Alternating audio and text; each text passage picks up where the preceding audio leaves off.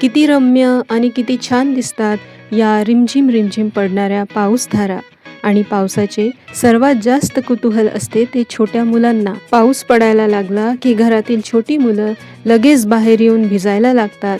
एवढेच नव्हे तर ते आनंदाने नाचतात. एरे एरे पावसा तुला देतो पैसा असे गाणे म्हणतात. या छोट्या छोट्या मुलांच्या भावना खूप खऱ्या असतात हो. त्यांचे हे गाणे सरळ इंद्रदेवाकडे पोहोचत असावे आणि हळूहळू पडणारा पाऊस रिमझिम रिमझिम पडायला लागतो. मुलांच्या आनंदात भर घालतो. आणि इकडे पावसाने जरा जोम पकडला की आई येते आणि सर्वांना घराच्या आत घेऊन जाते. मग काय, गुपचूप खिडकीमध्ये बसून पाऊस बघत राहण्याऐवजी मुलांना काही पर्याय नसतो. पण मुलांचे चंचल मन त्यांना शांत बसू देत नाही. ते अनेक प्रकारच्या ॲक्टिव्हिटीज करायला लागतात. कधी नोटबुकमधून पेपर काढून ते अनेक प्रकारचे बोट बनवितात, फूल बनवितात.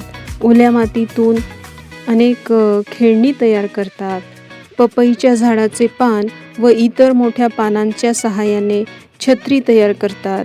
पाऊस मुसळधार असो की रिमझिम पडणारा असो, मुलांच्या मनाला रचनात्मक बनवितो आणि सहज खेळता खेळता अनेक कलाकारांना जन्म देतो, नाही का?